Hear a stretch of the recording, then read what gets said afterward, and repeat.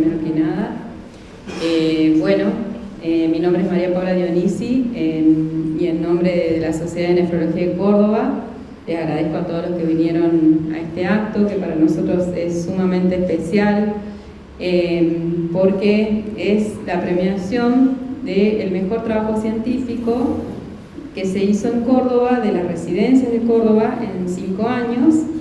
Y bueno, fue una idea que surgió de acá del vicepresidente, la verdad que fue una excelente idea del doctor Pegón Fernández, que nos pareció que estaba buena porque la verdad que nuestros residentes trabajan mucho, Córdoba publica cosas, tenemos mucha experiencia en ciencia y por otra parte estamos muy contentos también de que nos acompañe SAN, en la persona de la presidenta de la SAN, la doctora Marina Papaginovi, que está acá, que también estuvo muy contenta porque está de acuerdo que también ustedes son el futuro, son los nuevos nefrólogos, y es donde, creo que es donde la nefrología va a continuar.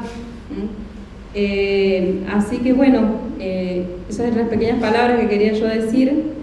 Y introducir al doctor Pegón Fernández, que va a explicar un poquitito más en detalle de qué se trató esto y va a presentar a cada uno de los ternados. Muchas gracias.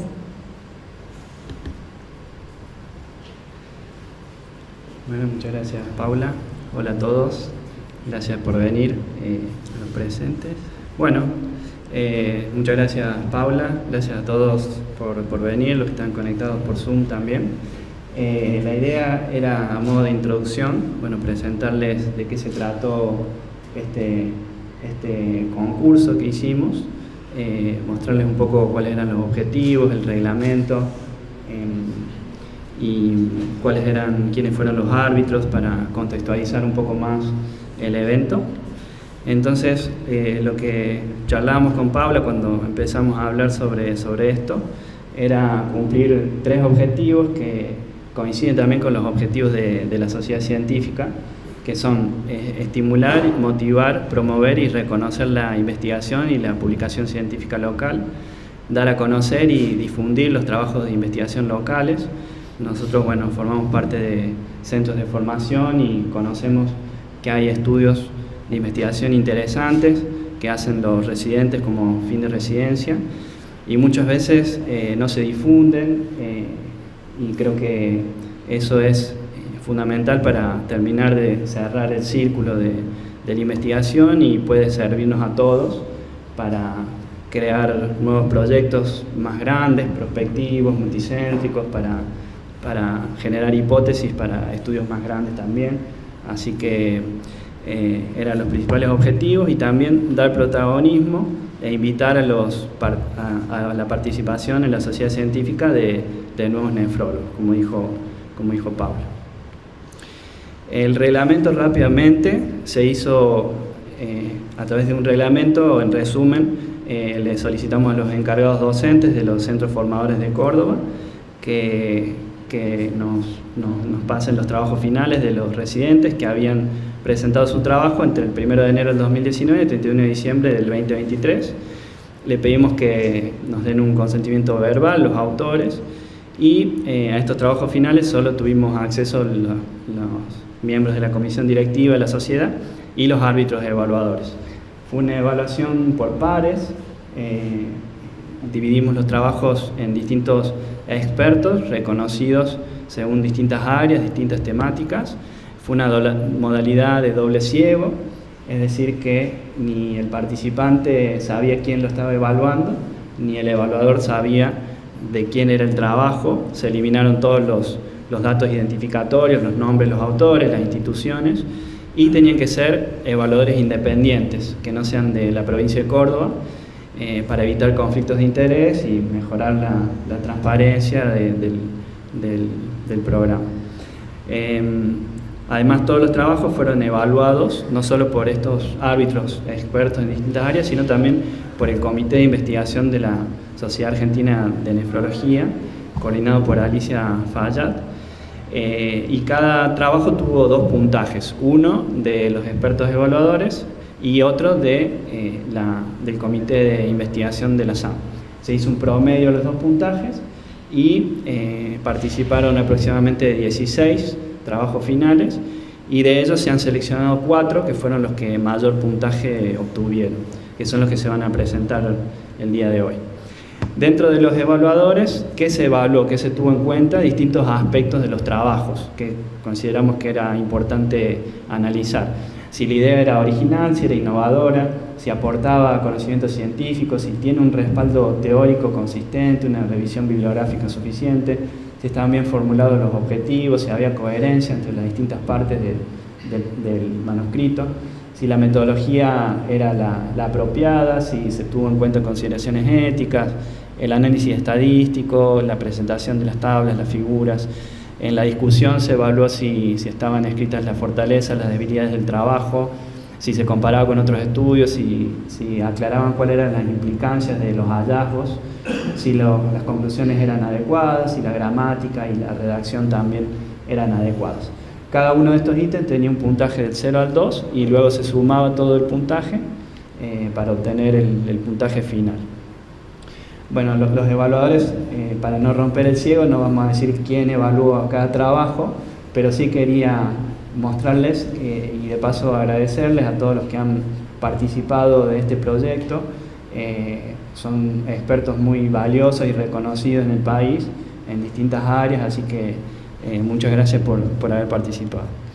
Y también un agradecimiento especial al Comité de Investigación de la SAN, coordinado por Alicia Fallat, que también analizaron todos los estudios. Tenemos hoy la suerte de contar con la presencia de Alicia, que va a estar conectada por Zoom para hacer las preguntas y los comentarios a los disertantes. Ella no solo es coordinadora del Comité de Investigación, sino también es coordinadora de Cochrane Argentina, así que creo que no hay nadie más mejor que ella para esta función. Así que bueno, muchas gracias por la participación. Por último, dentro de los trabajos que se presentaron, fueron los 4 trabajos distinguidos con el mayor puntaje. Van a presentar un resumen cada uno de ellos, luego va a hacer las preguntas y los comentarios a Alicia, y la gente del público, los que están conectados, pueden levantar la mano y si quieren hacer algún comentario o alguna pregunta, también lo pueden hacer. Así que voy a invitar, si está conectado, el doctor Pablo Novoa para que presente, bueno, el primer disertante. Sí, estoy. Ahí está. Bueno, el doctor Pablo Novoa, creo que todos lo conocen, pero él es el jefe de servicio de nefrología del Sanatorio Allende. Así que, bueno, adelante. Gracias, pero buenas felicitaciones por la idea y por el logro que consiguieron. La médica Cecilia Rodríguez, una reciente egresada de la presidencia de nefrología del Sanatorio Allende, ella desde su presidencia mostró en los últimos 2 años una actitud de forma entusiasta, realizó algunos estudios de trasplante interesantes y ha sido una residente de lo académico, ha sido muy buena y la extrañamos. Así que gracias, Cecilia. Hola, buenas tardes. Antes que nada, gracias por la presentación. Mi trabajo de final de residencia se tituló Evolución post-trasplante renal en pacientes de alto riesgo versus bajo riesgo inmunológico. Como sabemos, el trasplante renal es la terapia de elección para la mayoría de las causas de insuficiencia renal crónica terminal porque mejora la calidad de vida y la supervivencia de los pacientes respecto a continuar en diálisis de manera crónica. Para el trasplante requerimos terapia inmunosupresora, la cual consta de 2 fases. Una terapia de inducción, que es la que se hace inmediatamente antes o durante el procedimiento de la cirugía, y la de mantenimiento, una vez trasplantados, es la que van a tener que utilizar de manera crónica. Cada una tiene sus diferentes fármacos, acá un pequeño recordatorio de cuáles son, el mecanismo de acción y a nivel de qué señal actúan. Y a la hora de trasplantar podemos considerar dos tipos de pacientes, los de bajo riesgo y los de alto riesgo, siendo los de alto riesgo inmunológico los pacientes que puedan tener un panel reactivo de anticuerpos mayor al 20%, que sean retrasplante, ¿sí? Segundo, tercero, receptores con presencia de anticuerpos anti-HLA, sean donantes específicos o no, trasplantes ABO incompatibles o receptores con elevado riesgo de función retrasada del injerto por tiempos de isquemia prolongados como mayores a 20 horas. Los objetivos de este trabajo, como generales, fueron analizar si hay diferencias en cuanto a mortalidad, retraso en la función del injerto, rechazo del injerto e incidencia de infecciones entre pacientes trasplantados renales de bajo riesgo inmunológico que recibieron inducción con un esquema que incluía basiliximab versus los pacientes del grupo de alto riesgo inmunológico que recibieron esquemas de inmunosupresión más intensos con timoglobulina asociado en ocasiones a inmunoglobulina, plasmaféresis y o rituximab. Los objetivos específicos fueron analizar la incidencia de retraso en la función del injerto y para esto separamos donante vivo y donante cadavérico en cada grupo de pacientes. Objetivar la presencia de rechazo subclínico y rechazo clínico. Registrar y comparar la intercurrencia de infecciones urinarias, respiratorias, fúngicas y otras que hayan requerido internación.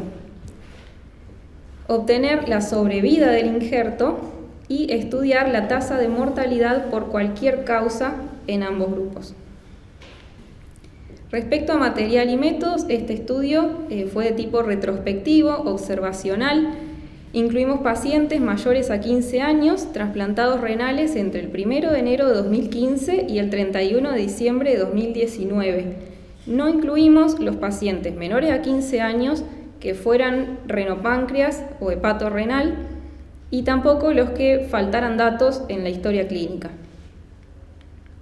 Las variables generales que estudiamos fueron edad, sexo, causa de enfermedad renal crónica terminal, el año de trasplante, y las específicas, el tipo de donante, la inmunosupresión recibida, presencia de retraso en la función del injerto, definida como el requerimiento de diálisis en la primera semana post-trasplante, rechazo subclínico y clínico, que los definimos como evidencia histológica de rechazo en una biopsia, sin o con elevación de la creatinina en el laboratorio respectivamente.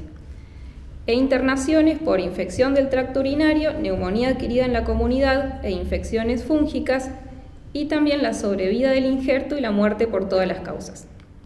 Las variables de rechazo de infecciones las dividimos para estudiarlas en periodos de a 2 años y la sobrevida del injerto y la muerte por periodo anual. Bueno, en este periodo se trasplantaron 308 pacientes, de los cuales excluimos 40, mayoritariamente por falta de datos en las historias clínicas. Quedaron 268, de los cuales 186 conformaron el grupo de bajo riesgo inmunológico y 82 el de alto riesgo. El grupo de bajo riesgo inmunológico al momento del trasplante recibió el pulso de metilprednisolona entre 500 miligramos o 1 gramo según el peso, micofenolato, ya sea Celsep o Mifortic, previo a la cirugía, y basiliximab 20 miligramos durante la cirugía y el día más 4 post-trasplante, que era el protocolo que teníamos en el Sanatorio Allende. Y los de alto riesgo inmunológico recibieron también el pulso de corticoide de 500 o de 1 gramo, o en ocasiones 3 pulsos en dosis decrecientes, y recibieron 78 pacientes timoglobulina en dosis totales de 3,5 a 6 miligramos por kilo, 16 individuos con plasmaféresis entre 1 y 5 sesiones, inmunoglobulina humana, que fue utilizada en 14 pacientes, y rituximab, 4 pacientes que fueron trasplantes ABO incompatibles. Y además se sumaron 15 pacientes que inicialmente realizaron el esquema con basiliximab y en la semana post-trasplante se los rotó al esquema de timoglobulina. Conformado nuestros grupos, la mediana de edad en cada uno fue de 51 años, con un rango muy similar de 15, 16 a 78 años. El sexo masculino predominó en similar porcentaje en ambos grupos, 62-63%.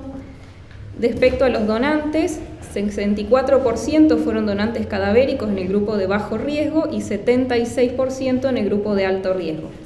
Y donante vivo relacionado fueron el 28% en el de bajo riesgo, 15% en el de alto riesgo, y donante vivo no relacionado 8 y 9% respectivamente.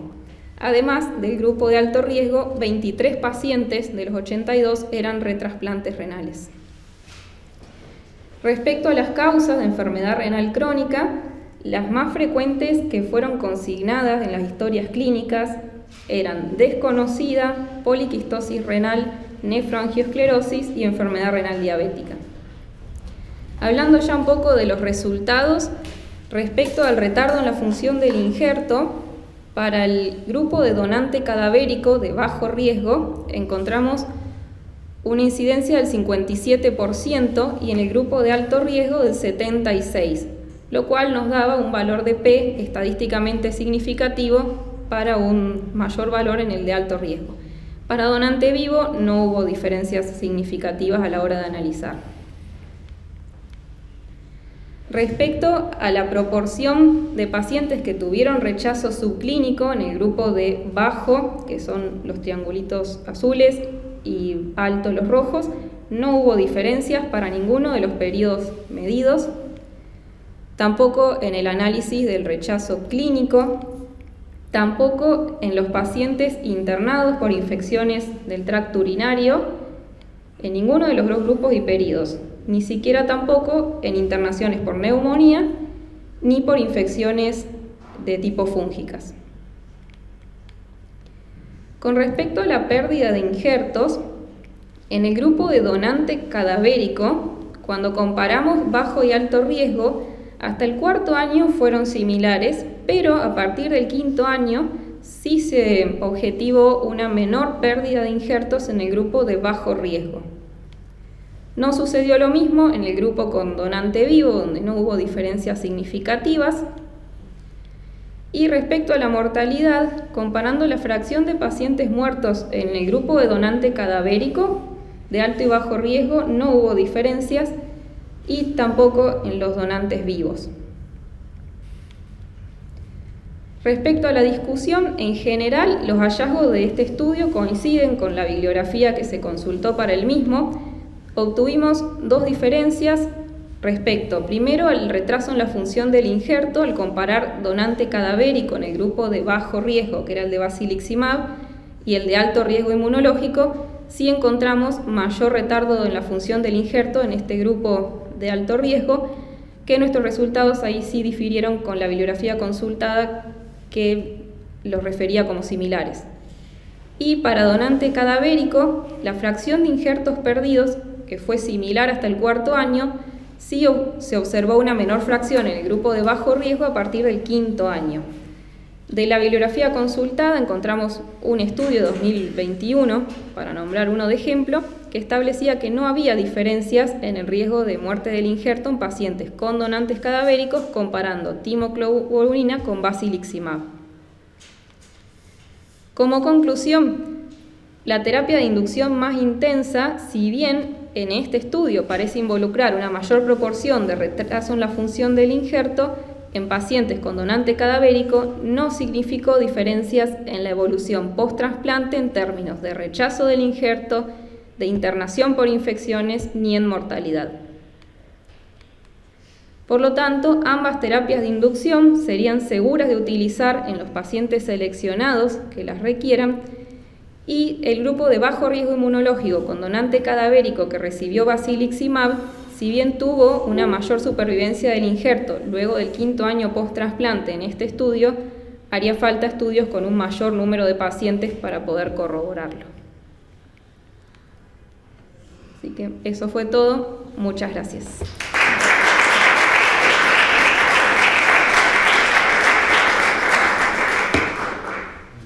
No sé si está Alicia, le damos la palabra a Alicia. ¿Qué tal? Acá estoy. Bueno, yo quería contarles que para mí es un placer escuchar la tonada, porque yo la perdí, yo soy cordobesa, nací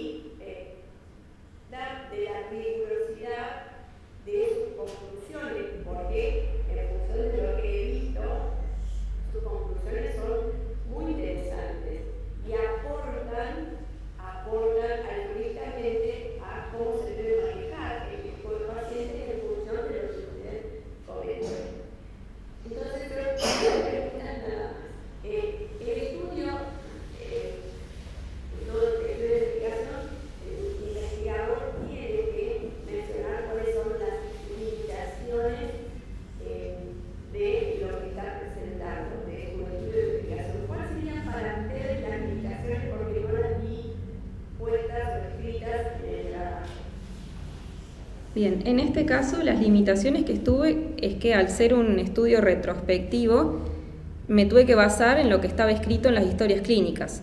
Había pacientes en seguimiento, o sea, desde trasplantados en 2015, pero a veces sus historias clínicas, porque me leí entero, iniciaban en 2008. Entonces, durante el curso de su enfermedad y después del trasplante, me tuve que guiar por lo que estaba escrito en las evoluciones de consultorio. No siempre tuve acceso a los laboratorios o a las evoluciones durante las internaciones, porque, bueno, antes del sanatorio tenía otro sistema, en el de ahora sí se puede, pero bueno, en el periodo que yo incluí los pacientes estaba el anterior, entonces a la hora de buscar información pude leer, pero lo que estaba evolucionado en las historias clínicas.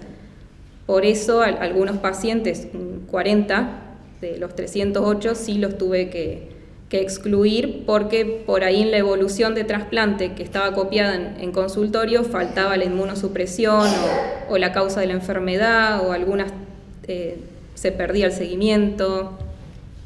Eso creo que fue la mayor limitación. ¿Tendría su trabajo? ¿Cuál sería? ¿Cómo? La principal limitación sería un trabajo retrospectivo. La otra limitación, por ejemplo, haberla hecho en un solo centro. También. ¿No? Entonces, cuando el investigador en la discusión pone limitaciones, diseño retrospectivo y ser un sesgo de selección porque es el único centro, significaría que cuando yo leo el trabajo, digo al investigador potente, sabe de lo que estamos hablando. Solamente algo como para aportar desde Cochrane. Nosotros, si en algún momento quisieran consultar sobre esto, igualmente sé que tienen tutores fantásticos, nosotros hubiéramos propuesto un diseño para este trabajo, un diseño que se llama bipestivo. El bipestivo es: sigo los pacientes trasplantados hacia adelante y voy a buscar la carga de datos hacia atrás. Entonces, este trabajo no tendría la limitación de ser retrospectivo. Entonces, bipestivo hace una diferencia para el que lee el diseño, porque es como si usted me dijera: doctora, bueno, tengo un plano de un edificio de 7 pisos, miro el plano del edificio y es de 7 pisos. Entonces, mi sugerencia, tratar de no hacer, yo sé que es lo que estamos haciendo, que nos sentamos y vamos a buscar a la fuente y vamos hacia atrás, pero hacer un diseño bipestivo, bidireccional, porque estos pacientes seguramente alguien los siguió hacia adelante y después vamos a cargar retrospectivamente. Entonces, esa sería la sugerencia, porque esto cambia la rigurosidad de los cimientos de su trabajo. Y otra corrección importante para hacer es que su estudio es observacional, descriptivo, retrospectivo, pero es analítico. El analítico es cuando usted obtiene un valor de P. Entonces, es lo único que tengo para comentar, digo, como aportar desde los docentes. Toda vez que nosotros sacamos un valor de P para medir asociación estadística, tenemos que agregarle al diseño el carácter analítico. La verdad que el trabajo fue muy arduo, así que 1000 felicitaciones. Y esas fueron las limitaciones que encontré en su trabajo. Pero felicitaciones. Bueno, muchísimas gracias.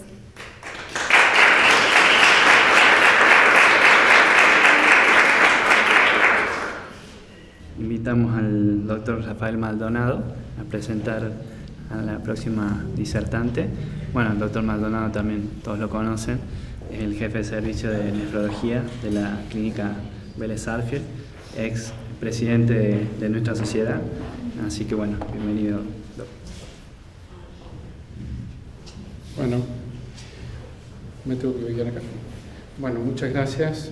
Primero felicitarlos por la iniciativa, tanto Pehuen como Paula, la verdad que excelente. Me enorgullece enormemente.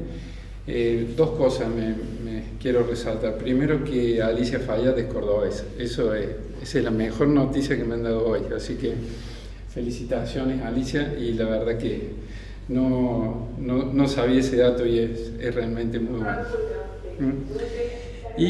Segundo, que compartimos la pasión por la investigación que cambia un poco el enfoque de la medicina. Y solamente quiero decir esto, es decir, todos los que somos investigadores clínicos hace muchos años y trabajamos tanto por protocolos internacionales como por ideas propias, creo que todos los residentes que están acá enaltecen esta especialidad porque es una especialidad en donde se promueve la investigación, pero no siempre se pone de manifiesto, se hace el relevamiento de esto. Y esto me parece que es trascendente porque la pasión por esto es el motor, uno de los motores más importantes, por lo menos que yo tuve en mi carrera, y eso creo que es una iniciativa para los nefrólogos jóvenes. Los felicito porque hace falta más gente como ustedes. Bueno, voy a la presentación de Nati Matamala, que la doctora Matamala ha sido una residente emblema para nosotros en la clínica. La verdad que no solo la extrañamos, mucho más que eso. Y bueno, hace ya unos cuantos años que no está con nosotros, creo que más de 3. Y actualmente es nefróloga del Hospital Regional de Esquel de la provincia de Chubut. Creo que es jefa, residente, todo junto.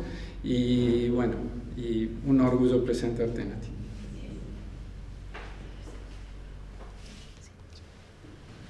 Bueno, primero, buenas tardes a todos. Muchas gracias por invitarme. Me pone muy contenta poder volver a Córdoba y ver a todos aquellos que me formaron, así que bueno, les quiero agradecer esta oportunidad. Bueno, el estudio en realidad el trabajo que voy a presentar hoy se denomina el índice de perfil de donante renal como predictor de la sobrevida en el injerto renal, una experiencia de nuestro centro que es la Clínica Vélez Arfiel. Como introducción y como bien también dijo Cecilia, el trasplante renal ha sido identificado mundialmente como la terapia de sustitución renal de elección para todos aquellos pacientes que sufren de enfermedad renal crónica, mejorando su calidad de vida y también disminuyendo su mortalidad comparándolos en el tratamiento en diálisis. La asignación de riñones por donantes fallecidos se ha vuelto cada vez más compleja, sobre todo por el creciente aspecto de la edad y las comorbilidades tanto de los donantes como también de los receptores. En un intento de mejorar la capacidad predictiva y asimismo de disminuir las tasas de descarte renal y aumentar por ende las tasas de trasplante, el sistema de donación y trasplante norteamericano desarrolló lo que es el índice de perfil de donante renal, con sus siglas KDPI, que está basado en 10 variables. Estas 10 variables son el peso, la edad, la talla del donante, la carina preablación, la causa de muerte, si es hipertenso o es diabético, si tiene serología positiva para hepatitis B, si es por parada cardíaca, y todas esas variables se resumen en un solo número que va del 0 al 10. Hoy en día sabemos que el KDPI está categorizado en 3, en un KDPI bajo, medio y alto, y hoy se denomina al KDPI alto mayor a 85 como un riñón marginal o subóptimo. Es frecuente que muchas veces los médicos que están en trasplante se encuentren ante un dilema de aceptar o no un riñón que aparentemente no es óptimo para un paciente que está hace mucho tiempo en diálisis o no y que quiere ser trasplantado. La tasa de descarte en Argentina actual es del 24% y en nuestro país no existe ningún protocolo para la asignación o distribución de órganos como lo son el KDRI o el KDPI. Hago la aclaración que el KDPI viene del KDRI, que el KDRI es el índice de riesgo del donante renal, que son dos sistemas de puntuación que actualmente en Estados Unidos, Holanda y Reino Unido forman parte de ese sistema de ese protocolo de asignación que es el CAS 250. ¿Cuáles son los objetivos de este estudio? Primero, comprobar la utilidad del índice del perfil del donante renal como predictor de la sobrevida del injerto en nuestra institución en un periodo comprendido del 2001 al 2014. Como objetivos específicos, describir en un primer momento los aspectos demográficos de los pacientes tanto donantes como receptores de nuestra institución, calcular obviamente el KDPI y después hicimos varios subanálisis con diferentes cortes, que iremos explicando por qué. Primero, la supervivencia del injerto para un KDPI menor a 50 y mayor a 50. Luego, para una supervivencia del injerto con un KDPI menor a 85 y mayor a 85. Después se hizo un análisis del injerto, de la supervivencia, digamos, para donantes menores de 50 años y mayores de 50 años de edad. Y después se hizo un análisis de categorización entre el KDPI calculado y la dicotomía de la clasificación entre los donantes con criterio expandido y los donantes con criterio estándar. Luego hicimos un análisis de la mortalidad post-trasplante en nuestro centro y por último una mortalidad de los receptores de acuerdo al cálculo del KDPI.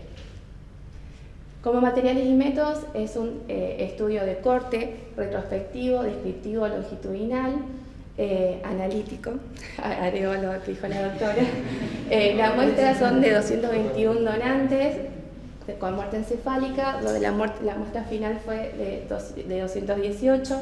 Estos 3 pacientes se excluyeron porque no tenían todos los datos para poder calcular el KDPI. El periodo comprendido fue el 2001 al 2014. Los criterios de exclusión fueron receptores donantes fallecidos con un seguimiento menor a los 12 meses post-trasplante, donantes fallecidos que no tenían todos los datos para poder calcular el KDPI y receptores donantes vivos. Todos esos datos, ¿de dónde los sacamos? Del SINTRA, que es el Sistema Nacional de Trasplante y Procuración de la República Argentina, y de las historias clínicas de nuestro centro. Con todos esos datos fuimos a la página formal y calculamos el KDPI. El análisis estadístico incluimos los datos en un software de Microsoft Excel y luego hicimos la categorización de las variables, tanto categóricas como no categóricas, mediante el software InfoStat. Tanto la correlación de la sobrevida estimada por KDPI y la observada se estableció mediante curvas de Kaplan-Meier y la mortalidad general del receptor también mediante curva de Kaplan-Meier, y se hizo un subanálisis categorizando el KDPI por quintiles. Se consideró un valor de P menor a 0.05 como estadísticamente significativo. Como resultados, primero con las características demográficas que nombré al principio, tanto los donantes como los receptores, el género masculino fue el que predominó. Con respecto a la edad, la verdad, si bien el rango etario fue muy amplio en nuestra muestra, en los donantes es de 38.8 más menos 16. Dato importante, en cuanto a los antecedentes del donante, la mayoría no tenían hipertensión ni diabetes. Con respecto a la diabetes, solo era un donante y ese donante no sabíamos la duración de esa enfermedad. La causa de muerte prevaleció la cerebrovascular. Y después, como dato importante que quizás no se ve bajito, como donante de criterio expandido representó el 18.8%, lo cual más adelante va a ser un número importante. El KDPI medio en nuestra población fue de 53 más menos 29, que eso también es muy importante a futuro cuando analizamos los KDPI más altos de 85. Después, bueno, tuvimos la distribución entre las causas de muerte de receptor y pérdida del injerto.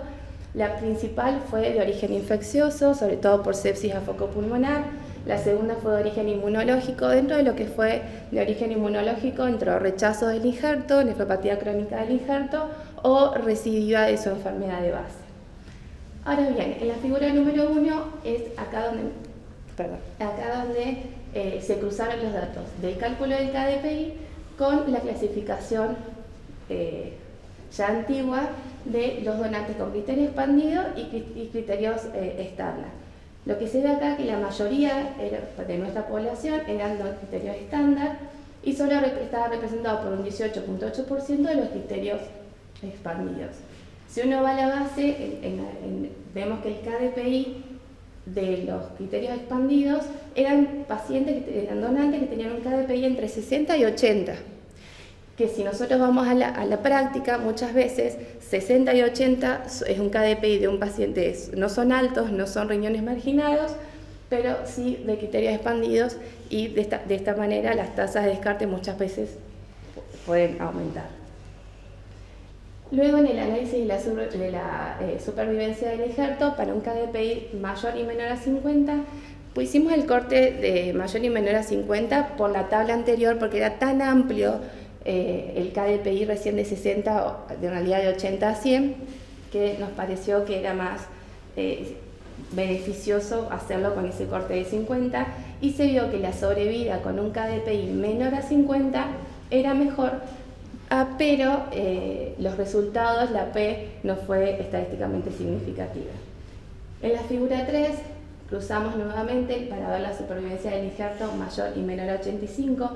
Lo mismo se ve que en los pacientes que tenían un KDPI, en realidad los donantes que tenían un KDPI menor a 85, tenía una sobrevida mucho mayor que los que tenían un KDPI mayor a 85, pero la P tampoco fue, no fue estadísticamente significativa. Ahora bien, se hizo un análisis de la supervivencia del injerto, pero con donantes menores y mayores a 50 años de edad. Y en este caso sí fue significativa la diferencia estadísticamente, porque sí se vio que en aquellos pacientes que recibieron donantes menores a 50 años, sí se veía que tenía una mejor supervivencia a largo plazo. Como análisis para nuestra población, hicimos para saber cuál era la mortalidad post-trasplante en nuestro centro. En el primer año post-trasplante, el 98% de supervivencia tenían los pacientes, a los 5 años era de aproximadamente del 80% y a los 16 años aproximadamente del 73%. En la figura número 6, es una figura que, como les comentaba anteriormente, se categorizó el CKDPI en quintiles y lo que se pudo ver son diferentes niveles de supervivencia. En el primer año post-trasplante, el KDPI del quintil de 0 a 20 tenía una supervivencia del 92%, mientras que el KDPI del 80 a 100 era del 93%. El de 60 a 80 era del 92%, por lo cual no había muchos cambios. Pero si uno se iba a la máxima supervivencia, que era a los 15 años, el KDPI de 0 a 20 era casi del 82% y el KDPI de 60 a 80 era del 74%. Aún así, la P no fue significativamente significativa. Como discusión, los trasplantes de donantes fallecidos siguen siendo para nosotros una fuente muy importante a la hora del trasplante, sobre todo porque las listas de espera cada vez son más amplias. En la Argentina los años son de aproximadamente 6 años. La edad y las comorbilidades siguen en aumento tanto para el donante como el receptor y hoy es casi una rutina que la oferta de los riñones sean quizás subóptimos. En nuestro análisis, la edad, sin lugar a duda, fue la variable más relevante para el KDPI, como vimos en la imagen, y coincide con otros dos estudios, uno se hizo en Barcelona, en la cual se trató de ver si se podía aplicar el KDPI, y se vio que no, pero sí, nuevamente la edad fue fundamental, dado que un paciente de 20 años sin antecedentes de hipertensión ni de diabetes, con una creatinina preablación de 0,7, tenía un KDPI de 2%, mientras que el mismo paciente con edad de 70 tenía un KDPI de 82. Lo mismo en otra corte de 580 pacientes en Europa, donde se vio que los pacientes que eran trasplantados con donantes de menores de 50 años tenían una mejor supervivencia que los de mayores de 50. Por el contrario, no se logró una diferencia significativa en el corte del donante mayor a 60, justamente como sugiere la clasificación de la IUNOS. Este resultado podría reflejar un hecho en que nuestra población es muy pequeña y que también está hecho solamente en nuestro único centro, pero también creo que es importante para saber que lo mismo que dije anteriormente, que es el 18.8%, habla de que fueron donantes con criterios expandidos que quizás en alguna otra oportunidad se podían haber descartado y forman parte de un KDPI medio. El sistema KDPI se considera como marginal todo donante que tenga un KDPI mayor a 85, y en nuestro análisis la supervivencia del injerto con pacientes de mayores de 65 no mostró diferencias significativas.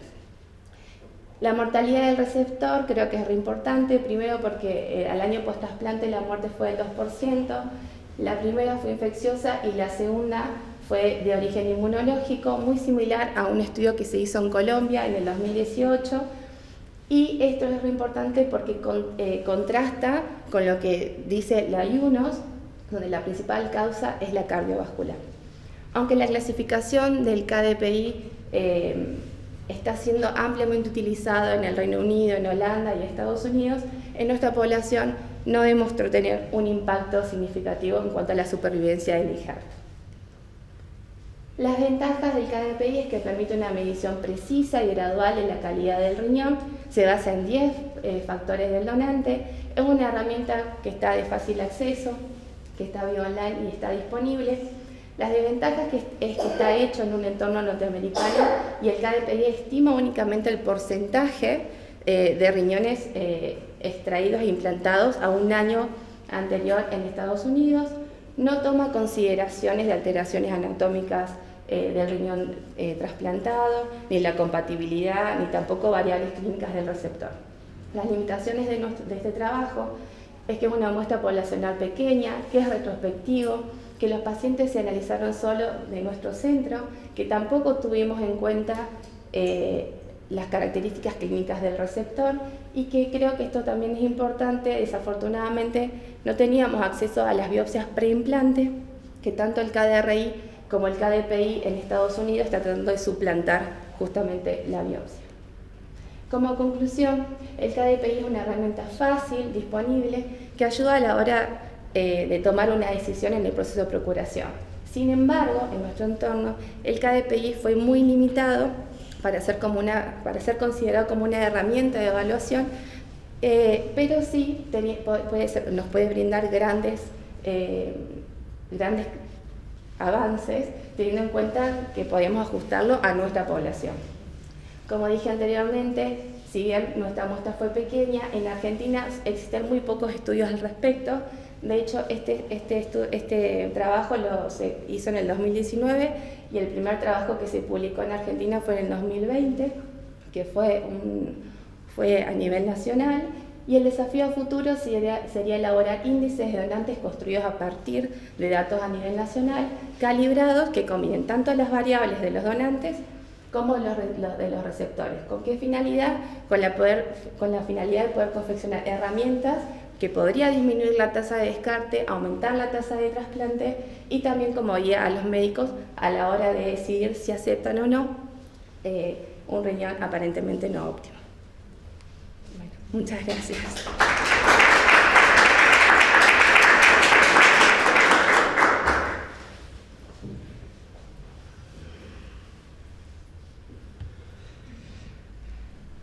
Muchas gracias, Nati. Le damos la palabra a Alicia.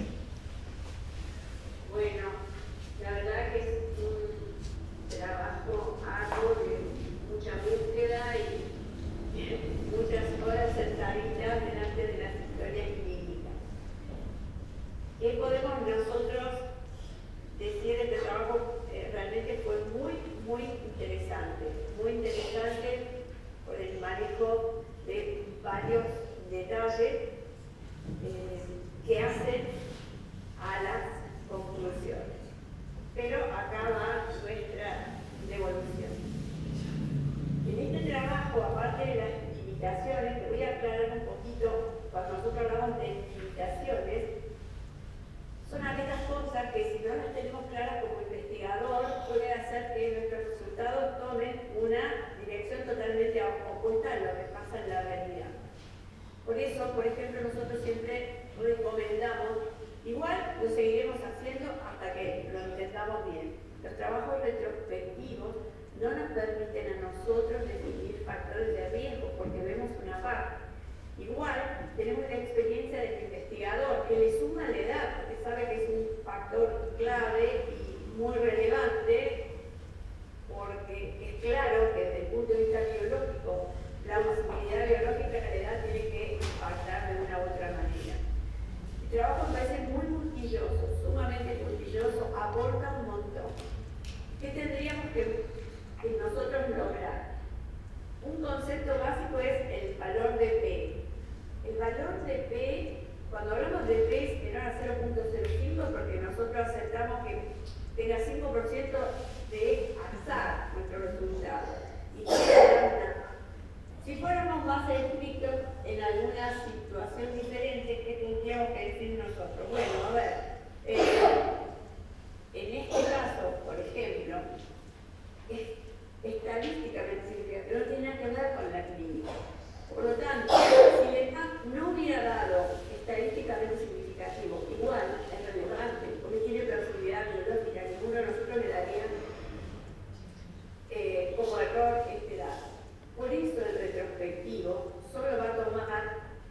creo que podemos, que llegamos, pero un prospectivo, por supuesto no lo vamos a hacer a 15 años, pero lo que quiero decir es que es un prospectivo seguramente en edad, cuando no haría falta que certificar, uno vería que con diferentes edades se comportan muy diferentes los resultados. Y lo que sí surge de este trabajo es la necesidad de validar el score, porque un score no validado es como mandar como una muleta, puede aportar un montón, así que la sugerencia, fuerte sugerencia, como usted lo acaba de mencionar, doctora, es validar la herramienta con la cual usted hizo todos estos análisis que seguramente son válidos. Es decir, cuando yo digo válidos no me refiero a que los inventó, sino que es lo que realmente debe pasar en la realidad de que se muere. Una cosa que no he visto en los trabajos es colocar las implicaciones éticas. Si bien es retrospectivo, a partir del 2019 los dueños de los datos son los pacientes. Entonces, nosotros no podemos tomar ningún dato si esto no es así. El carácter retrospectivo nos exigiría, si es observacional, pero usted acaba de sacar unos datos que impactan en conductas. Entonces, siempre es bueno, por supuesto, está avalado por el Comité de Ética, tomar ese dato. No hagamos caso del valor del P. El valor del P es una circunstancia. Si la edad es significativa o no, nosotros sabemos que tiene plausibilidad biológica. El valor de P, vuelvo a recordar, no solo depende del tamaño muestral, sino que depende del número de eventos. Nosotros podemos tener 1000 pacientes con un número de eventos pequeño, puede ser que no sea significativo. Por eso hay que darle el real valor a la P. Desde Cochrane, ustedes saben que la hemos enterrado. Miramos en el tamaño del efecto, el riesgo relativo, el odds ratio. Así que bueno, esas eran mis... no quiero preguntarle nada, porque se va a poner el trabajo. Es realmente excelente. Le faltarían las consideraciones éticas y validar el instrumento, pero ha sido un placer leerlo. Muchas gracias. Muchas gracias. Si usted tuviera que hacer alguna crítica a su trabajo, ¿cuál sería? Sobre todo que no se tuvo en cuenta al receptor, las características clínicas del receptor. Hay un puntaje que es el puntaje de estimación de sobrevida post-trasplante, que también se usa en el momento de todos los pacientes en Estados Unidos que ingresan a lista de espera, se tiene que hacer ese puntaje de estimación post-trasplante. Creo que eso sería muy bueno poder unir tanto KDPI con el puntaje de estimación post-trasplante, pero digamos, eso es lo que creo que falló, entre otras cosas, digamos, no tener en cuenta el receptor. Perfecto. Muchísimas gracias. Muchas gracias.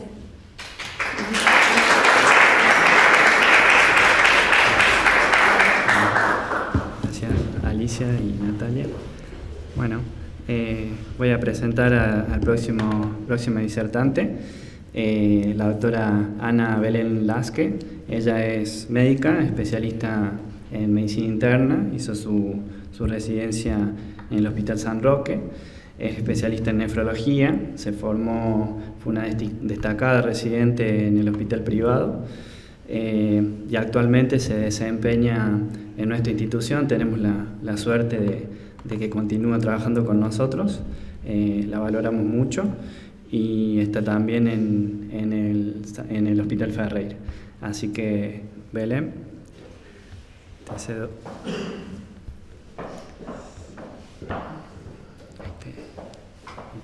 Gracias.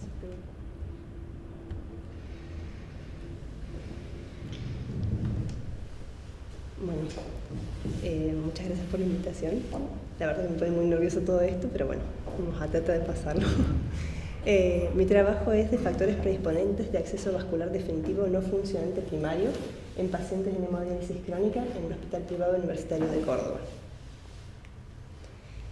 Como sabemos, los pacientes prevalentes incidentes en enfermedad renal crónica van en ascenso a lo largo de los años. Ha habido un pequeño bache, digamos, a lo largo de la pandemia, pero la tendencia es ascendente, exponencial.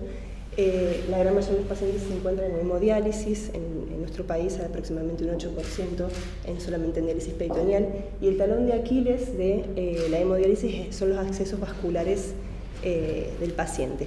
Sabemos que la fístula arteriovenosa autóloga es el gol estándar del acceso vascular definitivo del paciente, no solamente por su permeabilidad a largo plazo, mayor durabilidad, menor intervenciones para lograr esa permeabilidad o mantener esa permeabilidad y menor incidencia de infecciones. Le sigue en ventajas la prótesis arteriovenosa por su canalización pronta, por menor morbi-mortalidad en comparación con los catéteres venosos centrales. Pero la principal problemática de estos accesos vasculares definitivos es el fallo primario, que constituye una problemática frecuente que ha ido en ascenso en las últimas décadas de un 30 a un 60% y que dificulta y retrasa la utilización de estos accesos, poniendo como puente a los catéteres venosos centrales, lo cual tiene la problemática de mayor morbi-mortalidad e infecciones. Existen diferentes factores clínicos tradicionales de riesgo. Un montón de grupos han estudiado varios, entre ellos sabemos que el sexo femenino, la diabetes, la enfermedad vascular periférica, la trombofilia son factores predisponentes de fallo primario, y Locke y compañía han creado un score para intentar predecir el fallo primario del acceso vascular. Según nuestro conocimiento, estos factores y la utilidad del score de Locke no han sido evaluados y validados en nuestra población. Locke, propone, los principales factores que propone en su score son la edad mayor o igual a 65 años, la enfermedad vascular periférica, la enfermedad coronaria y como factor protector la raza blanca. A través de eso pone varios factores de riesgo, y son factor de riesgo bajo, con un score menor a 2, factor de riesgo intermedio, que es un score de 2 a 3, factor de riesgo alto, que es de 3 a 7, y factor muy alto, mayor o igual a 7, y muy alto, mayor a 8. En base a eso es la elección que uno va a hacer del acceso vascular. Si es de bajo riesgo, solamente con el examen físico, más o menos algún mapeo, uno sería candidato a una fístula arteriovenosa, y a medida que asciende ese score, la elección para hacer un acceso vascular, una fístula arteriovenosa, sería menor por el riesgo de fallo primario elevado. Como nuestros objetivos fueron, el objetivo principal, identificar los factores predisponentes de fallo primario de acceso vascular definitivo, y como objetivo secundario, evaluar la utilidad del score de Locke para predecir el fallo primario del acceso vascular.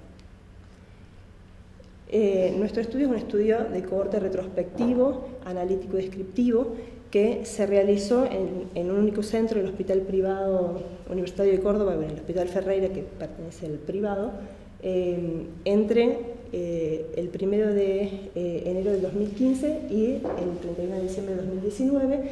Se evaluaron todos los pacientes mayores de 18 años con enfermedad renal crónica estadio 5, que se les creó un acceso vascular y que se hizo seguimiento durante los siguientes 6 meses.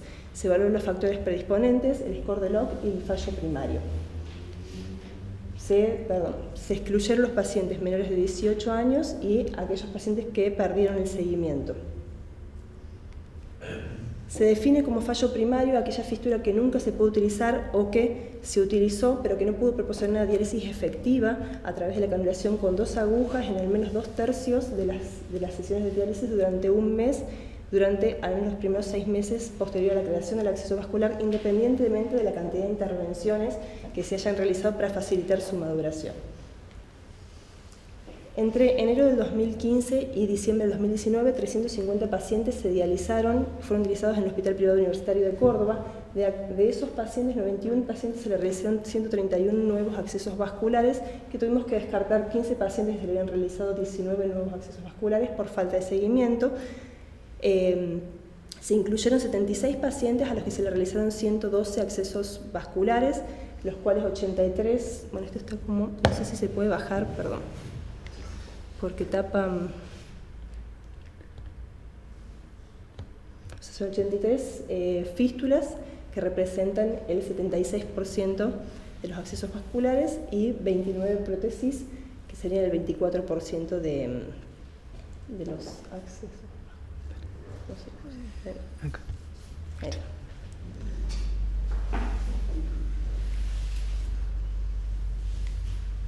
Ahora no me pasa ya.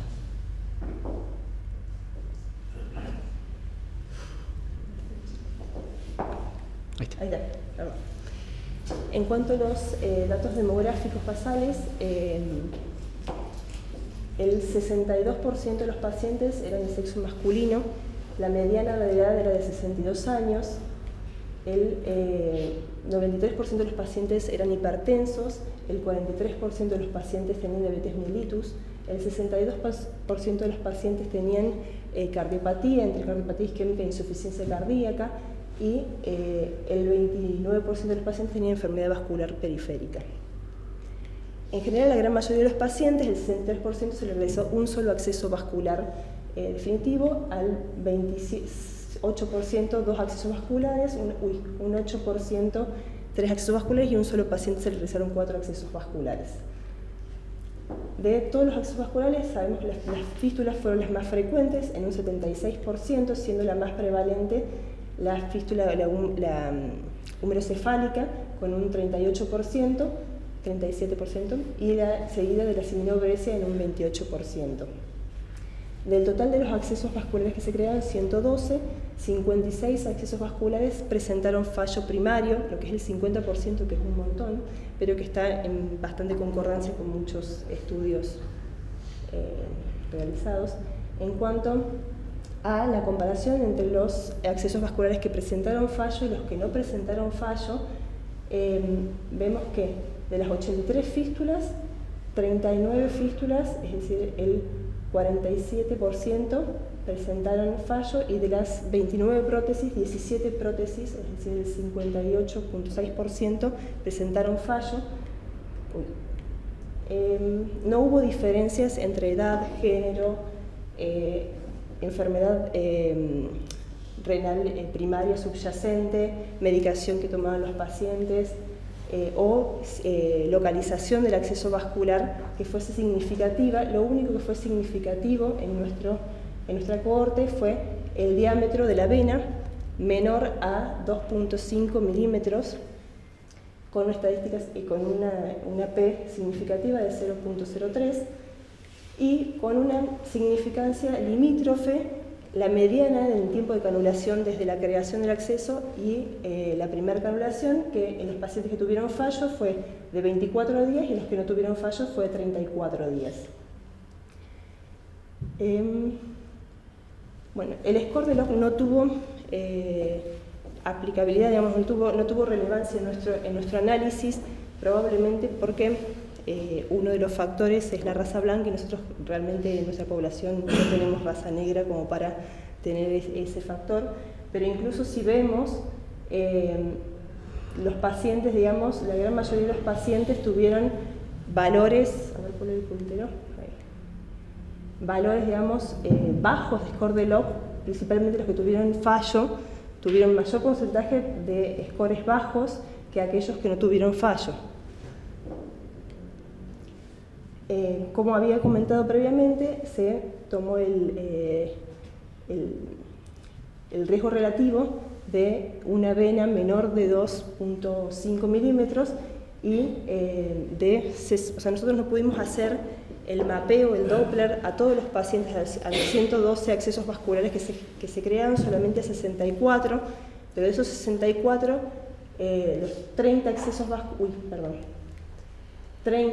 vasculares tuvieron fallo, y de esos 30 accesos vasculares, el 60% de los accesos vasculares tenían un diámetro de vena menor a 2.6, lo que da un riesgo relativo de 66% de riesgo, más una vena menor a 2.5 milímetros que tener una vena mayor a 2.5. En un gráfico de supervivencia, el long rank, una P de 0.03, mostramos ahí, significativo. Y en cuanto a la discusión, bueno, hay muchísimos estudios que demuestran, y siempre la fístula ha sido, digamos, vedet, digamos, de los accesos vasculares. Por eso se da la iniciativa Fistula First en el 2003, en las cuales se estimulaba o se proponía, se incentivaba a que el 40% de los pacientes incidentes en diálisis y el 50% de los pacientes prevalentes en diálisis tengan una fístula como primer acceso vascular o como acceso vascular. Eso se logró en el 2005 y se cambió, se subió ese objetivo hacia el 2009 de lograr un 66% de prevalencia de fístulas en los pacientes en diálisis. Pero ¿a qué costo? Porque en realidad no era solamente tener, digamos, ese acceso vascular, sino que sea funcionante y que sea maduro, digamos.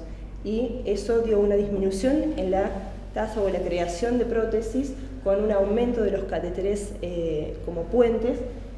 Y Locke, ya en el 2007, cuando propone también su Reduce Fail to Mature, que es el score que hizo, empieza a ver de que había tanta utilización de catéteres por el fallo primario, y desde el 2000 al 2010 evalúa 1.114 pacientes, los cuales a 1.012 pacientes se les hace fístulas y 128 pacientes tuvieron prótesis, y se vio que en realidad si uno acá, digamos, le quita el fallo primario a las fístulas, la sobrevida de la fístula es muchísimo mayor, pero si uno no corrige, digamos, con el sacarle el fallo primario de las fístulas, la sobrevida tanto de las prótesis como de las fístulas es bastante similar, con la desventaja de que la prótesis necesita más intervenciones para mantener su permeabilidad en comparación con la fístula.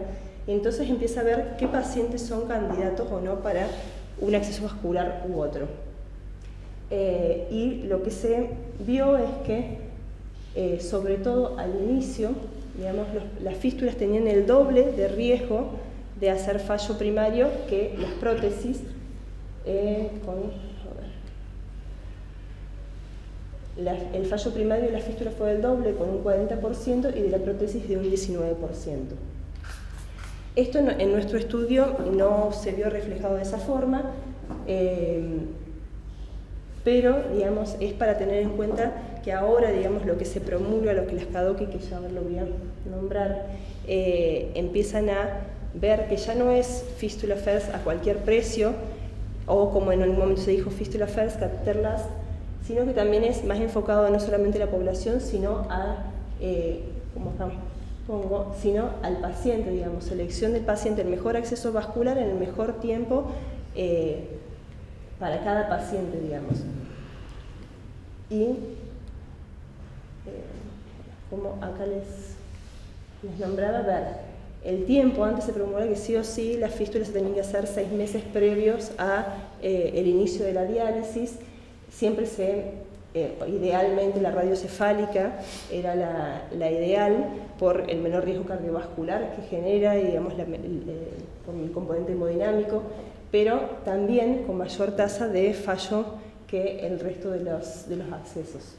Entonces, Fistula First a cualquier costo no sería costo efectivo, y sí, por ahí enfatizar que individualizar el acceso vascular a cada paciente. Como conclusión, el único factor predisponente asociado a la falla primaria del acceso vascular definitivo identificado en nuestro estudio fue el diámetro venoso menor a 2.5. Esto remarca la importancia de la realización de un mapeo vascular por ecografía Doppler previo al procedimiento del acceso vascular, y el score de Locke no tuvo utilidad para predecir fallo temprano del acceso vascular definitivo en nuestra población.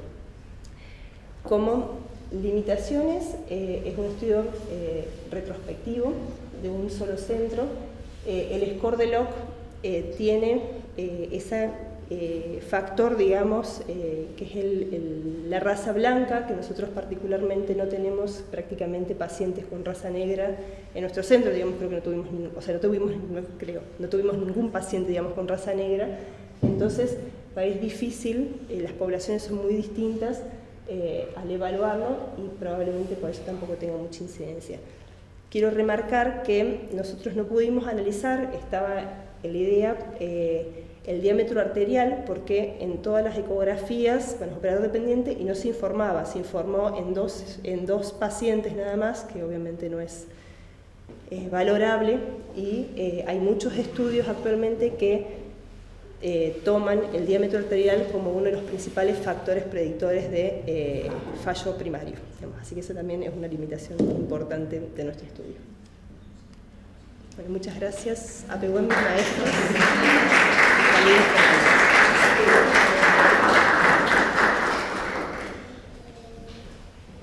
Gracias, Belén. Le damos la palabra a Alicia.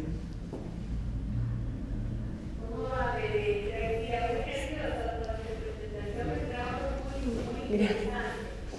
Te comento un poquito para que se vea que nosotros tenemos muchos problemas en el registro de población de diálisis menor de 18 años, porque como los chicos ya están mal, no nos llegan, pues vamos a atender el transitorio, pero la sobrevida de los pacientes nuestros pequeños en diálisis es totalmente diferente con accesos transitorios de constitución.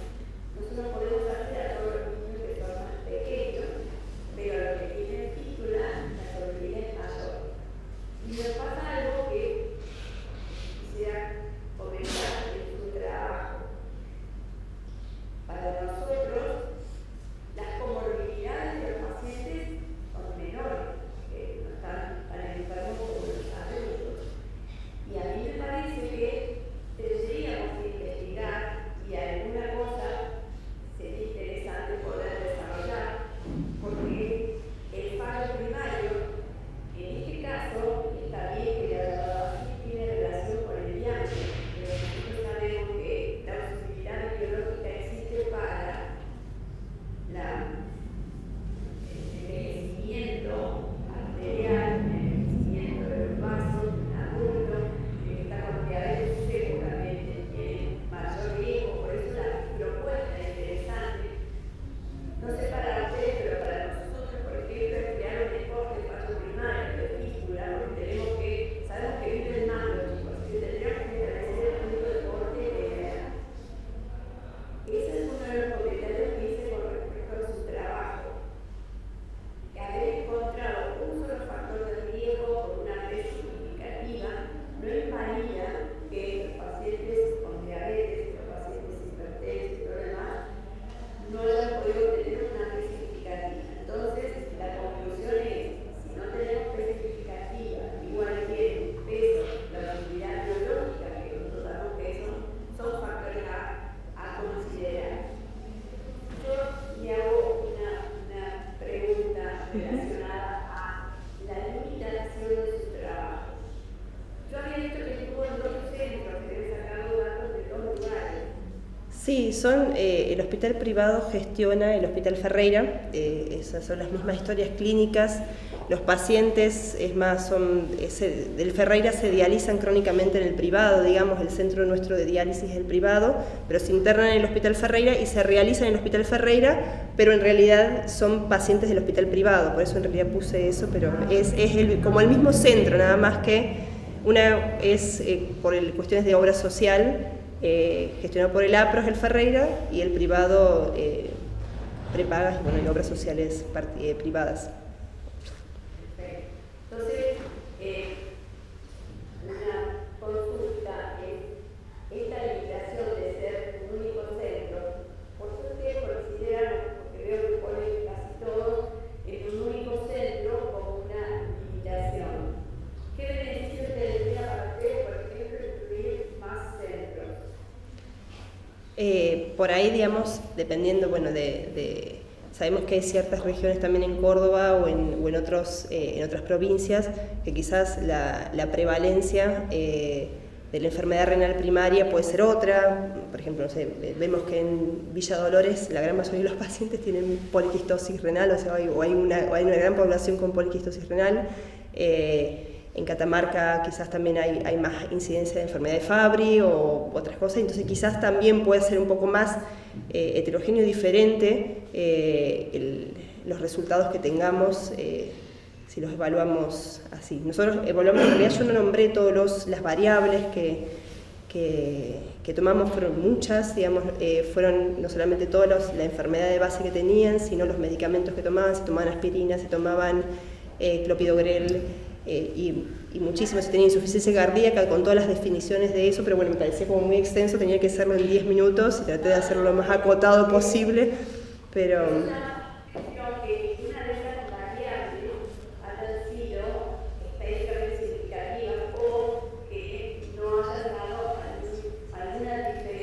Incluso prácticos sabemos que inciden seguramente, entonces incluir más pacientes de repente no solo que va a generar más número, más tamaño muestral, más número de eventos, y eso quizás haga que pueda obtener un valor de P que sea significativo.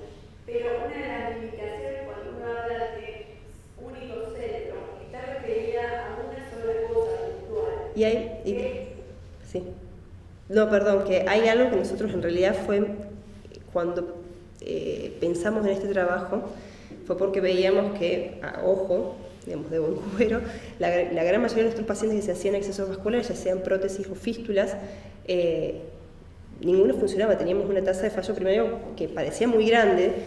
En su momento también lo relacionamos quizás con un factor que no es menor, que son los cirujanos, pero que no quisimos ponerlo por una cuestión más de conflicto, por decirlo, pero en nuestros centros lo hacían los residentes, principalmente los cirujanos cardiovasculares, que obviamente uno sabe que tenían como más prioridad hacer un trasplante cardíaco, una valvulopatía o una cosa que una fístula, y realmente era un conflicto que a nosotros nos generaba estarlos persiguiendo a la hora de generar un acceso vascular. Fue un problema, no lo pusimos porque nos parecía un poco chocante, pero es un factor que no menor.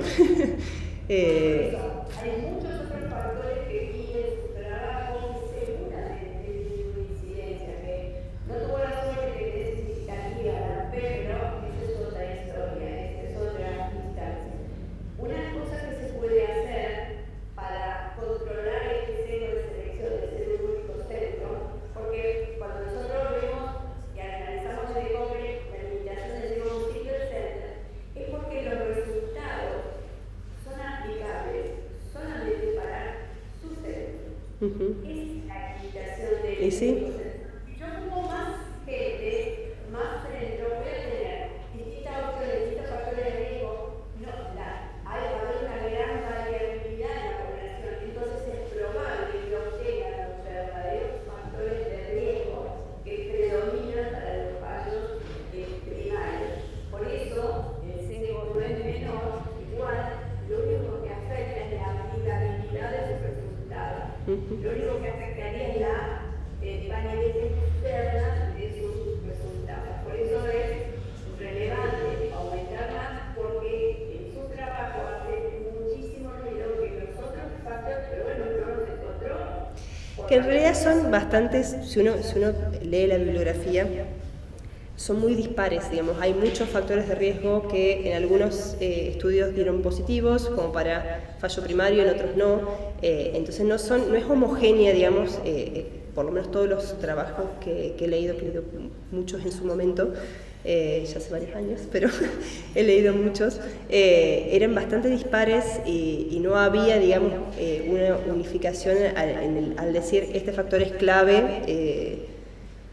El que más se acercaba era el LOC, que por eso en realidad decidimos como evaluarlo y contrastar con su score, pero bueno, con esa diferencia de que es otra población, digamos, la que ellos tienen, muy diferente a la que tenemos nosotros. Los scores cuando uno los aplica tienen que validar para hacer la transculturación. Si no lo puede validar, y bueno, uno intenta porque es la única herramienta que tiene para comparar, pero no es todo. Bueno, un placer escucharla, doctor. Bueno, muchas gracias.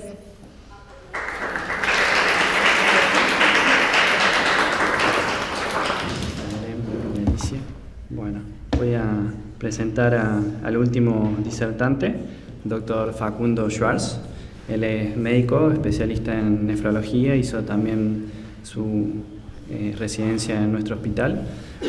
hizo el posgrado de nefrología en la Universidad Católica de Córdoba. Tenemos la mala suerte que está en San Luis ahora, no está con nosotros. Se desempeña como director médico del Centro de Nefrología y Diálisis Renal en San Luis y es staff del Servicio de Nefrología del Hospital Ramón Carrillo. Así que, bueno, Facundo, bienvenido. Bueno, buenas tardes, muchísimas gracias por invitarme. En cuanto a mi trabajo, hicimos enfoque sobre los resultados del trasplante renal, ¿sí?, en pacientes mayores de 60 años, dado que es una población actualmente en ascenso en lo que son las listas de trasplante de nuestro país. Primero tener en cuenta, ¿sí?, que allá por los inicios de todo lo que fueron los centros de trasplante, ¿sí?, este tipo de pacientes más de 60 años eran considerados prácticamente una contraindicación absoluta, dado que los mismos ya de 45-50 eran considerados de alto riesgo. El tema, que principalmente con lo que fue la evolución de la población de los pacientes en diálisis, ¿sí?, implicó también, digamos, una modificación de lo que fueron las listas de espera de trasplante. Actualmente llegando a tener pacientes casi de 75 y 80 años, digamos, en listas de espera.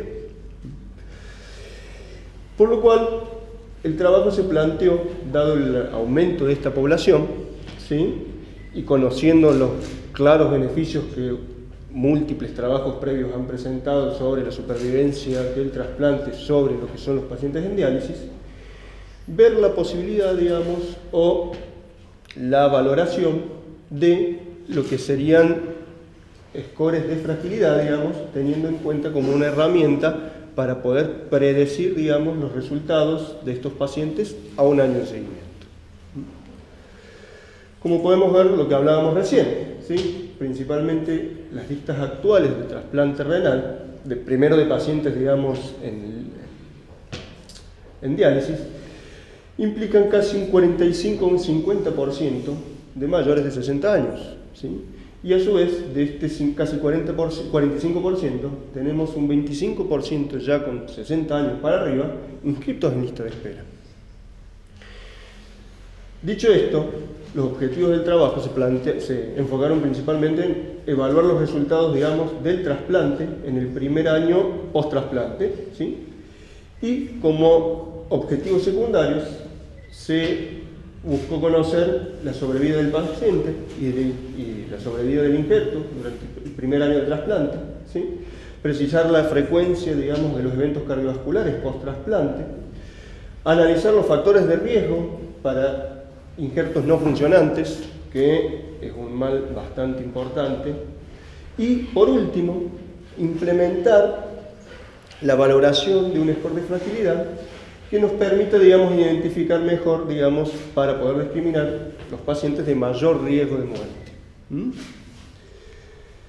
Ya entrando un poquito en materiales y métodos, bueno, claramente mismo que todos los estudio de corte, observacional retrospectivo, analítico, con datos extraídos, digamos, de historia clínica electrónica. Ahí tengo que hacer una salvedad, es mitad y mitad, es electrónica y papel, ¿sí?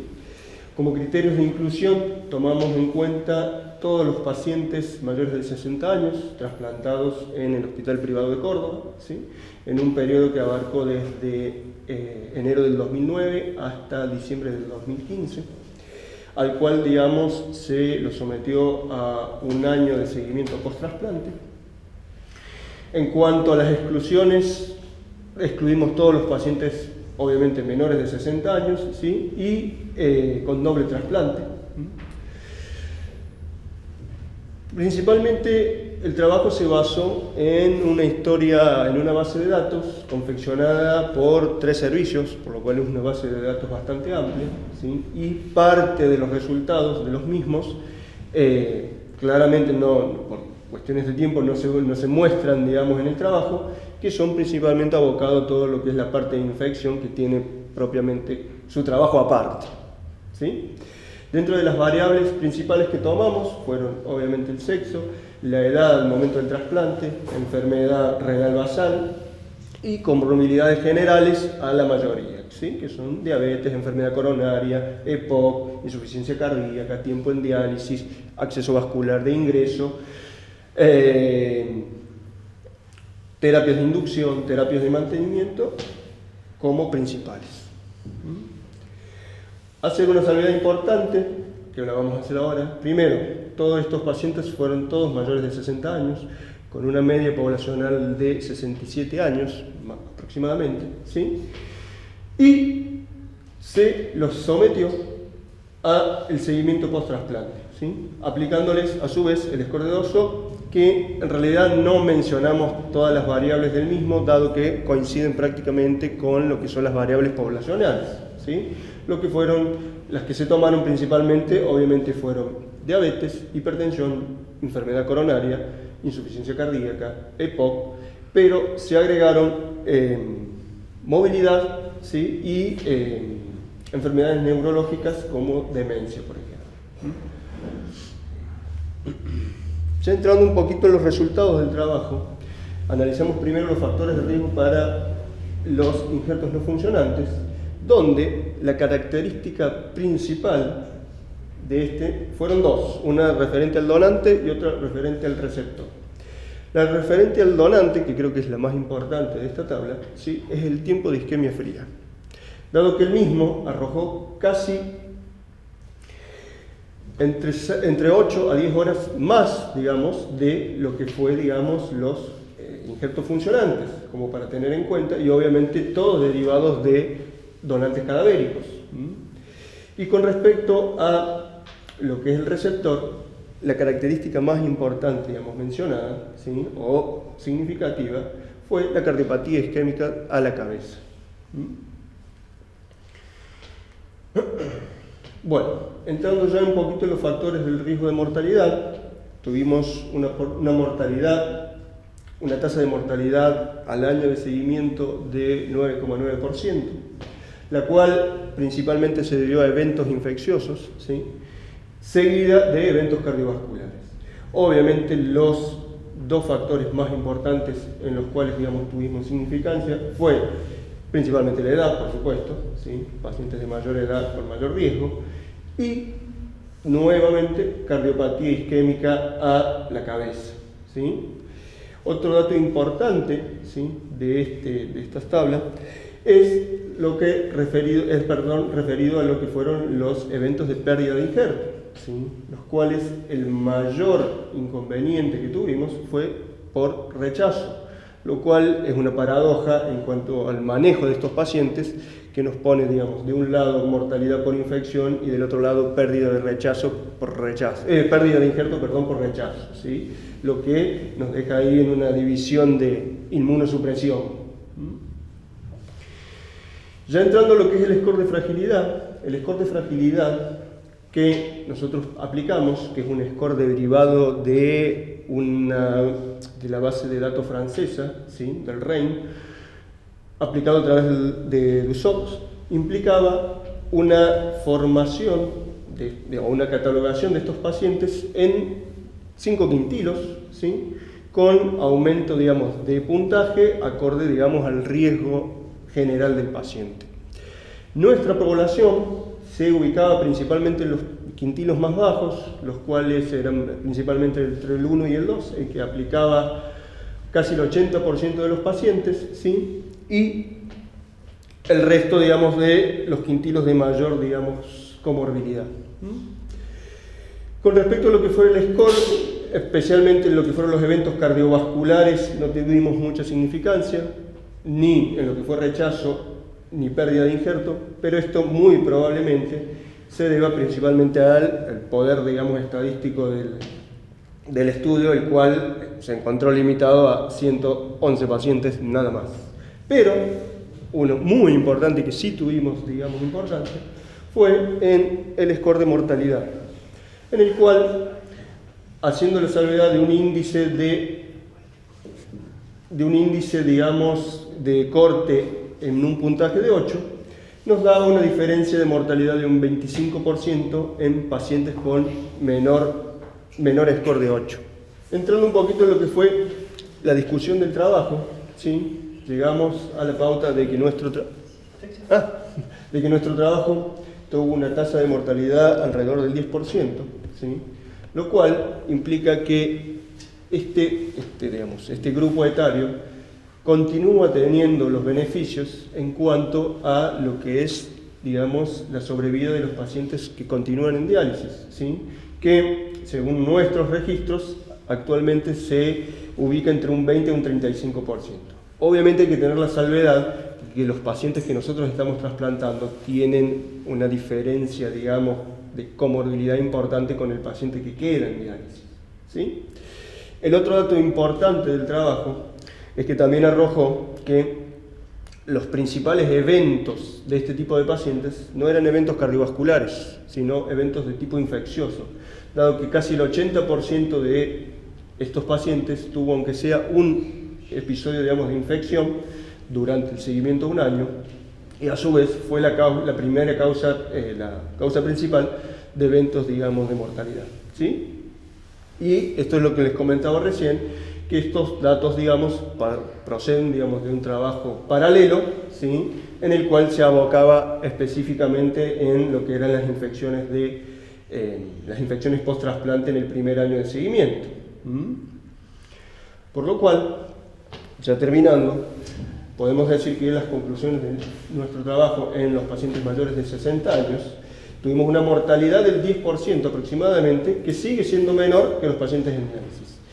Que la principal causa de muerte no fue cardiovascular, sino infecciosa, y que el score, digamos, de DOSO modificado es un buen predictor, ¿sí?, para conocer el riesgo de muerte y a su vez adecuar el seguimiento más estricto y obviamente plantear tratamientos diferenciales en cuanto a lo que es mantenimiento, inducción y mantenimiento, digamos, de inmunosupresión. Muchas gracias.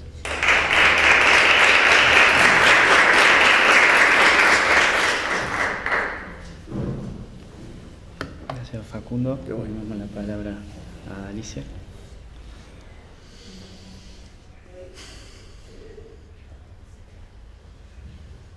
Bueno, Facundo, muy interesante. Muchas gracias. Su trabajo, como siempre, ha sido muchísimo y un minucioso y arduo trabajo, como dicen los comentarios de cada uno de ustedes. Hago una pregunta porque no lo tiene el trabajo original y ahora no. Uno de los objetivos era calcular las tasas. ¿Hiciste cálculos de tasas ahí? Porque no las vi en todo esta presentación de resultados. Cuando vos ponés analizar la tasa, tipos de rechazo, presencia de injerto. Cuando ponés 10%, ¿esa es tu tasa o es un porcentaje? En cuanto a las tasas, Doc, el 10% fue la tasa de mortalidad solamente. En cuanto a lo que fue los no funcionantes primarios, tuvimos un 15%, ¿sí?, de no funcionantes primarios, que correspondía a 17 pacientes, que a su vez dentro de esa tasa, digamos, también estaban englobados las pérdidas de injerto al año, digamos, ¿sí? Por lo cual la tasa de pérdida de injerto al año aumentaba hasta 25%. Exacto. Otra pregunta. El mejor que usaste, Sí. que es francés, pregunto, Sí. ¿estaba dado para nuestra población? De considerar que varios, yo digo, sacó el mejor de usó 8, ¿ese es un predictor? ¿O es un mejor que ustedes aplican, pero que no está validado para nuestra población? No, en realidad no está validado. El que utilizamos nosotros es un score modificado, dado que la población de ellos es una población de mucho mayor edad que la nuestra principalmente. Ese fue la principal diferencia, digamos, ¿sí? El resto de las variables, no hubo diferencias. Pudimos utilizar.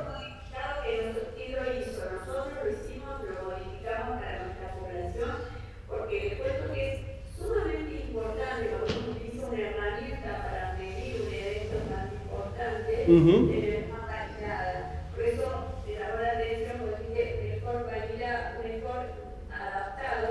Entonces, sí que usaban ustedes algunos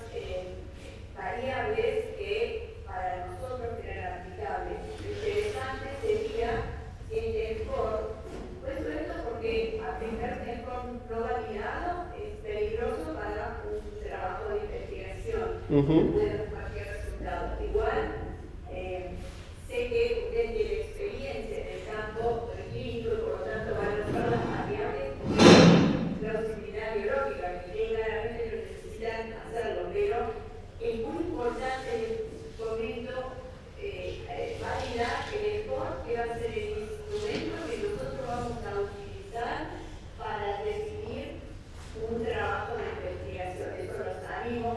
Perfecto. Es muy complicado, se hace un grupo determinado de población, se hace un tamaño nuclear, porque veo que utilizan mejores que no están validados. Y es un trabajo interesante. Validar el ESCOR es un trabajo muy, muy interesante. Perfecto, perfecto. Perfecto. Bueno, un placer. Muy amable.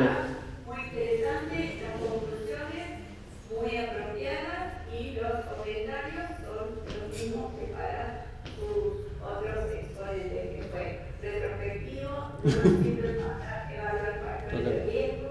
En todo caso, hagamos investigativo porque eso va a dar mayor validez interna, como hablamos de lectura clínica, y eso nos va a permitir que nuestros resultados sean válidos. Vuelvo a repetir, válidos para el racional. Cuando leemos la cálida leemos el racional, válido significa que refleja exactamente lo que pasa en la realidad.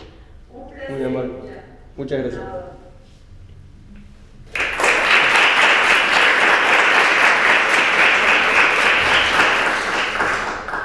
Gracias Facundo y Alicia. Bueno, les comento primero cuáles serían los reconocimientos y cómo haríamos esta parte. Se han elegido según el puntaje un trabajo ganador, que es el que los 4 van a recibir un diploma de reconocimiento de nuestra sociedad, la Sociedad de Nefrología de Córdoba. Y además, bueno, gracias a la gestión de la presidenta de la SAN, Marina Papaginovich, que está acá presente con nosotros hoy, el ganador también va a tener una inscripción gratuita al curso de hipertensión arterial y riñón del Instituto de Formación Continua del SLAM. Y los otros 3, que son trabajos distinguidos, también van a tener una inscripción gratuita a tutoría virtual de calidad en salud, también del Instituto de Formación Continua del SLAM, un diploma de reconocimiento y también la inscripción gratuita a la Sociedad Científica de Nefrología de Córdoba y de la SAN durante un periodo de 3 meses. Así que bueno, vamos a empezar primero con los trabajos destacados. Yo voy a mencionar el primer trabajo destacado. Va a ser para Facundo Schwarz.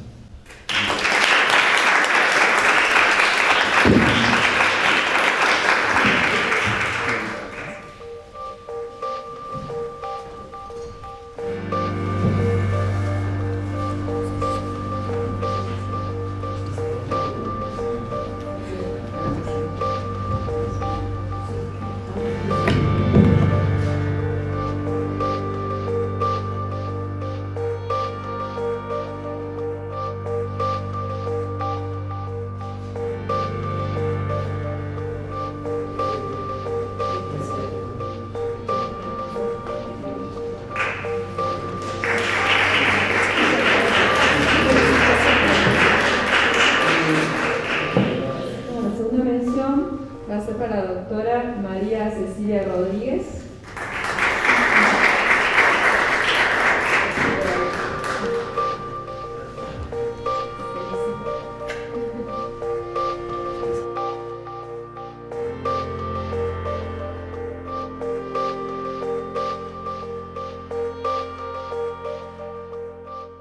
La tercera mención para Ana Belén Lasquera.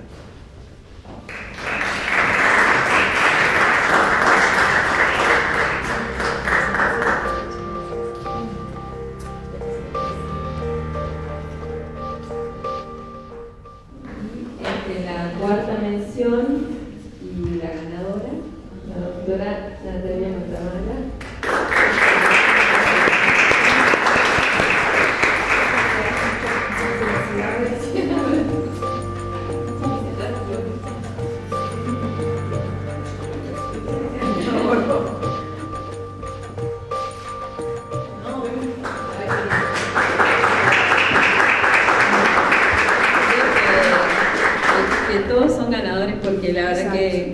fueron trabajos muy lindos todos los trabajos, en realidad 16 trabajos, como dijo Pehuen, doble ciego, acá nadie sabía ni siquiera de qué centro eran, estaba todo ese trabajo, bueno, Pehuen se tomó el trabajo de cada cosa, sacar el nombre de los centros, entonces verdaderamente, bueno, estamos contentos, estamos felices también de tener la Marina, que quiero que diga algunas palabras también. Así que bueno, muchísimas gracias a todos por venirse desde Chubut, desde San Luis, desde todos lados. Así que muchas gracias.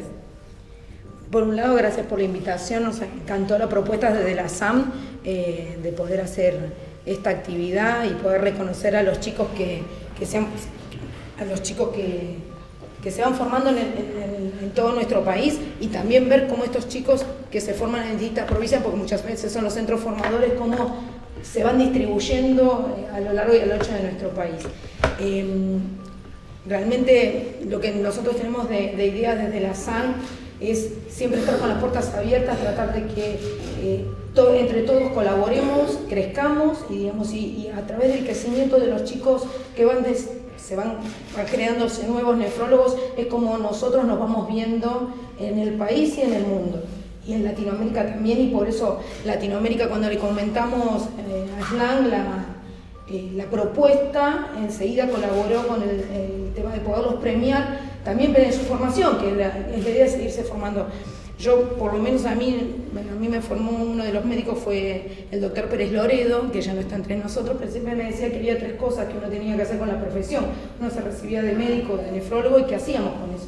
Uno era vivir de esa profesión, poder llegar a vivir de esa profesión.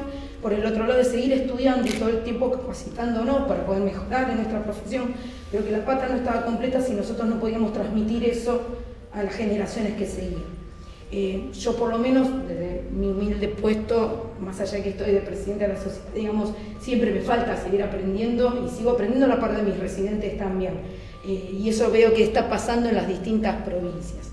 La idea es que colaboren, que vengan, que las puertas de la SAN están abiertas, que queremos que venga la gente recién formada y los médicos recién recibidos, porque realmente son el futuro de la especialidad. Y sabemos por el SEAC que cada vez tenemos menos inscriptos en nuestra profesión, que es una profesión tan linda.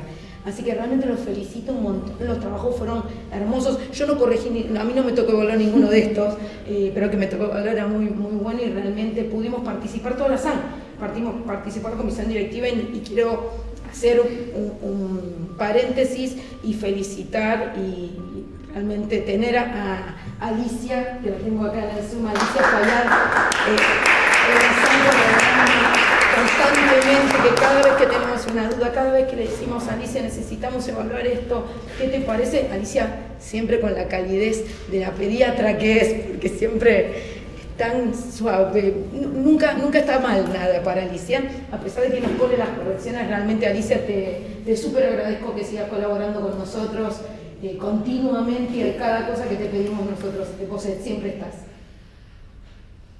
estás muteada, Alicia. Sí. No, muchas gracias porque de verdad por la iniciativa de Pehuen. A mí me encanta encontrar gente que prueba para adelante y hace el último metro antes de la llegada. Y la verdad que empujar para que la investigación progrese en nuestro país es fundamental desde todo punto de vista. Y eso se logra en equipo, ¿no? En sí, no hay otra solución. Así que lo que se necesita del comité de investigación, las puertas abiertas, y es el sentido de la cuestión directiva, apoyar la investigación como el lugar. Así que hemos preparado algunas charlas, algunos cursos que vamos a pedir colaboración para ser fundamentalmente enfocado en lectura crítica, porque esto que corregí es fundamentalmente lectura crítica, es la base para. Después haremos revisiones sistemáticas, entraremos en Cochrane y nos podremos hacer un montón de cosas, cosas muy buenas, porque gente buena, proactiva, con ganas de hacer, así que bienvenido al programa. Sí, realmente, y bueno, los invitamos a todos a participar. Queremos, por eso también está el tema de la membresía, queremos que participen en la sociedad. Nosotros tenemos lo que es Residente SAN, tenemos también San Joven, que es como ir pasando las etapas. Uno es residente, después las puertas están abiertas para que cuando uno es joven no se sienta rechazado por la sociedad. La sociedad científica está, todos estamos aprendiendo.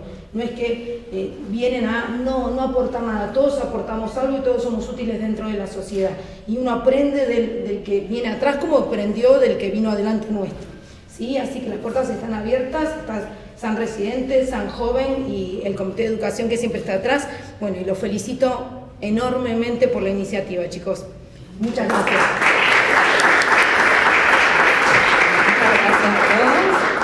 Y bueno, finalizamos entonces el acto. Gracias por venir, por escuchar. Y bueno, acérquense, hacemos una foto grupal. Gracias a los que están conectados.